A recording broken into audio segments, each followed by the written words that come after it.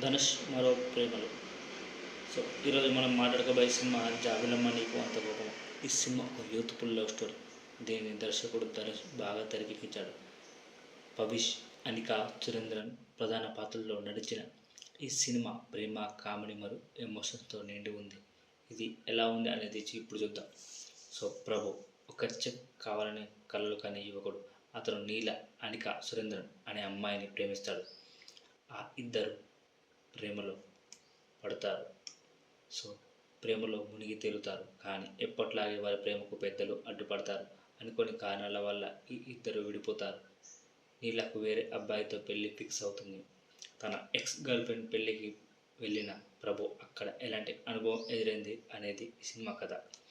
So జాబిలమ్మ నీకు అంత కోపమా cinema simple story, cute love track మరియు కామెడీతో నిండి ఉంది. సినిమా మొదటి భాగం ప్రేమ కథను సెటప్ చేస్తుంది. రెండవ భాగం కామెడీ మరియు ఎమోషన్స్తో సాగుతుంది. ధనుష్ దర్శకుడు తన మ్యాజిక్ చూపించాడు. ప్రేక్షకులను ఎంటర్టైన్ చేయడంలో సక్సెస్ అయ్యాడు.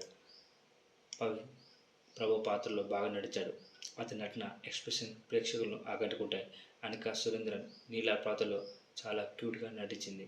ప్రియ వారియర్, మాథ్యూ థామస్ వంటి నటులు కూడా తమ పాత్రలను బాగా పోషించారు. సినిమా యొక్క సినిమాటోగ్రఫీ, ఎడిటింగ్ అన్నీ బాగా ఉన్నాయి. జీవి ప్రకాష్ కుమార్ అందించిన మ్యూజిక్ మరియు బ్యాక్గ్రౌండ్ స్కోర్ సినిమాకు ప్రత్యేక ఆకర్షణ. సాంగ్స్ మరియు బ్యాక్గ్రౌండ్ మ్యూజిక్ ప్రేక్షకులను ఆకట్టుకుంటాయి. సో ఫైనల్గా జాబిలమ్మ నీకు అంత కోపమా cinema simple story, cute love track మరియు కామెడీతో నిండి ఉంది. పవిష్, అనిక, సురేంద్రన్ నటనలు సినిమాకు ప్రత్యేక ఆకర్షణగా తీర్చిదిద్దాయి.